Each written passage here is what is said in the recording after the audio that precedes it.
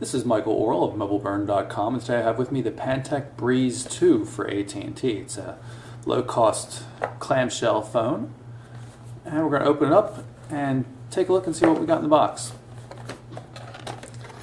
So right up front and center, of course, we have the phone itself. So we can pull it out here. The battery's not on yet, so we're going to set this aside and see what else comes inside. Here is the battery itself. See if there's a milliamp rating on it.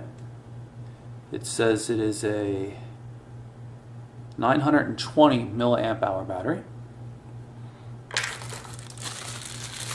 Got a proprietary Pantech charger here. You can see the port right there. It's not micro USB or anything like that. Here's the rear cover. Has a kind of a faux carbon look to it, or at least the pattern. And let's see if we can get to the manuals and user guides and stuff in the bottom here. Information on AT&T's parental controls, 30-day free trial of AT&T navigation. Here's the quick start guide, and of course the user manual. English version and Spanish version as well. So that's it. Let's take a quick look at the hardware design of the BreEZe II. You see it looks like there's some sort of indicators here in the front of the device. A very smooth contoured look to it. I can pull off this protective cover on the external display. On the left hand edge here we've got volume control up button and down. There's that textured back I mentioned earlier, a 1.3 megapixel camera and the speaker for the speakerphone and ringtones as well.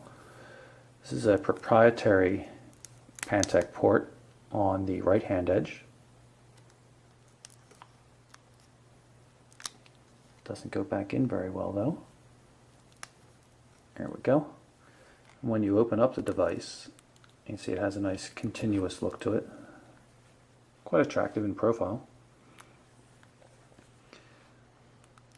Internal display, and it's interesting, it has three user definable buttons directly underneath the display, which is kind of cool. We'll take a look at that later. Spacious keypad, large buttons, high contrast, easy to read, very friendly for people with poor vision. You can probably use this without putting on your reading glasses if you're older. Call send button, clear and back button, call in button, dedicated button for the camera. This looks like a voice dialing, the two soft keys. Pretty nice D-pad here with a well-defined center select button with the AT&T logo. As I mentioned, the keys are quite large, with a really nice feel to it. So I'm pretty pleased with the overall hardware design of the device, at least while it's turned off. Let's power it up and see what else goes on inside. Really nice looking device. Display's pretty crisp and everything. Let's jump into the main menu. And you can see the very simple layout of the main menu here. This is what Pantech calls the BreEZe mode. You can see very large fonts, high contrast, easy to read, and few things on offer.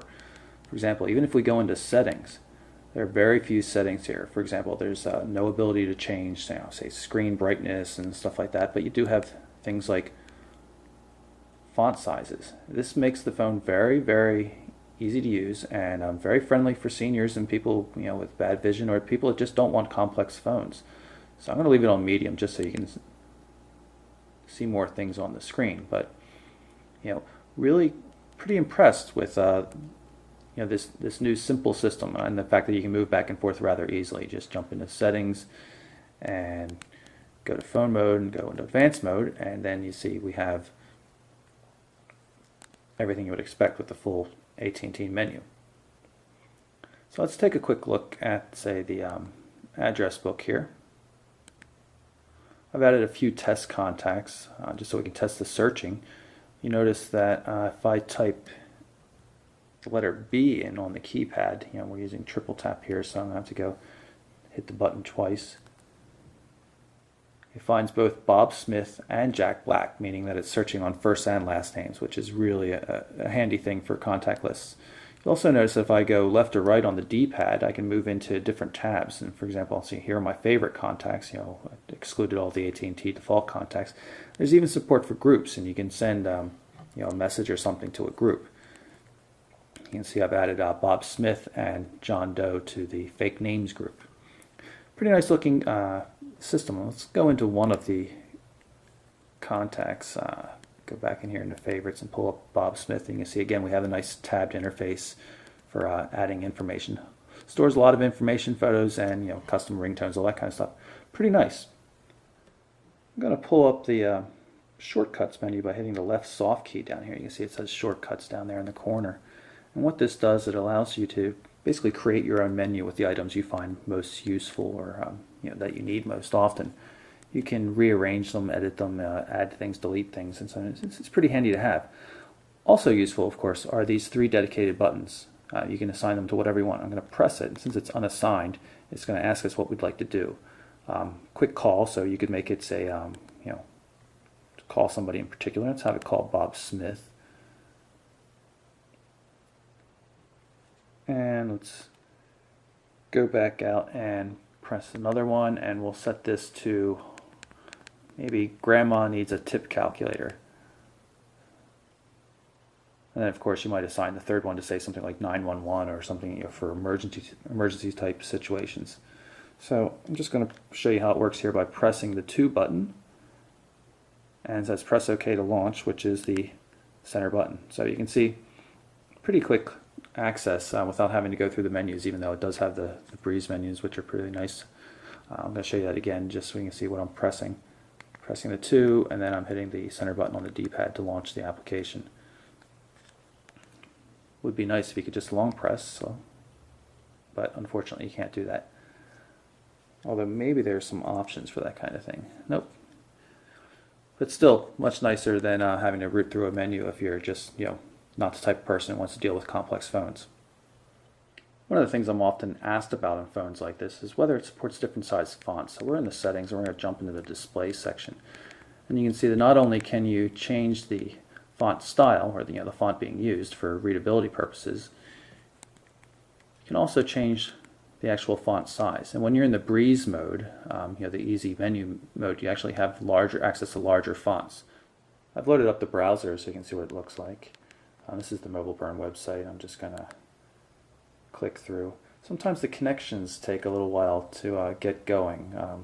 Otherwise, the pages seem to be rendering okay, although this is a mobile-only site, so it's not nearly as complex as a full-blown website. But you can see everything looks pretty decent. I'm going to pull up the menu here and go back home. That's where you enter in URLs. It's a little awkward to go through. You can't just directly put in a URL, it seems. And you have to wait, of course, for the page to load, the home page to load. And here it comes up, and it's AT&T's portal, provides access to popular sites and things like that. But if you want to go to other sites, you tap here, and then you can enter in a URL like we did to get to Mobile Burn. I've got the camera application loaded up here, so you can see what it looks like. Of course, no autofocus or anything. It's a 1.3 megapixel camera. Just press the center select button on the D-pad to take the photo.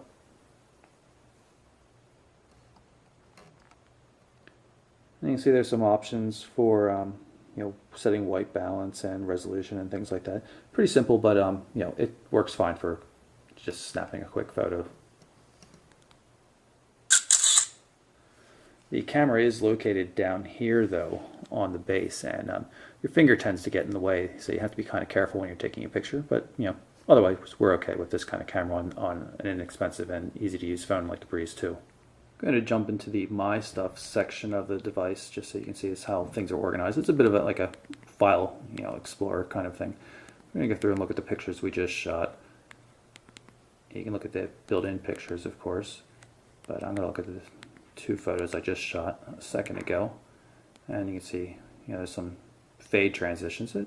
Decent looking. This is AT&T's App Center. They give you options for buying some games for the BreEZe II, ringtones, videos, things like that.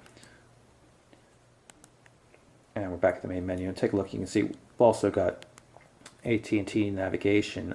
You saw that 30-day free trial paper in the box when we were unboxing. Of course, there's full support for email. There's also text messaging. You can see appears like it's going to be in a threaded view. Let's take a quick look at the message. Let's see. Put the input mode to predictive and say test message.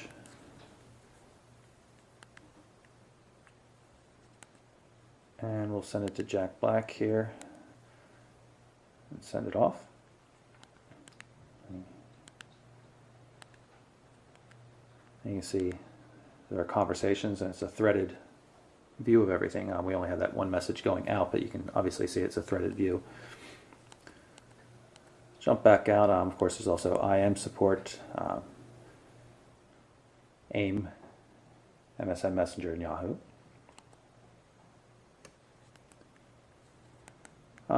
Pretty decent feature set overall, and if you want it to be a really simple to use phone, it can be a very simple to use phone, and I kind of like that. Plus the price point's pretty good. It's only $19.99 after rebates with a 2-year contract, so pretty affordable and pretty good looking. You can see a nice, easy to read, high contrast external display for time and caller ID information, everything like that. I think it's a great phone for people that just want a phone, maybe just dabbling in online activities a little bit, or great for grandmom or grandpa, to be quite honest. So that's the Pantech BreEZe II for AT&T, and I'm Michael Orrell for MobileBurn.com. This is Michael Orrell of MobileBurn.com, and today I have with me the Pantech BreEZe II for AT&T. It's a low-cost clamshell phone, and we're going to open it up and take a look and see what we got in the box.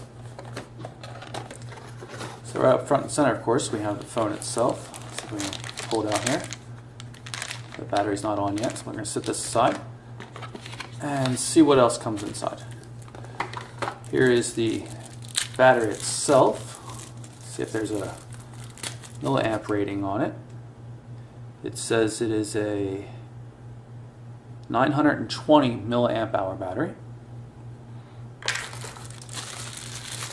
Got a proprietary Pantech charger here.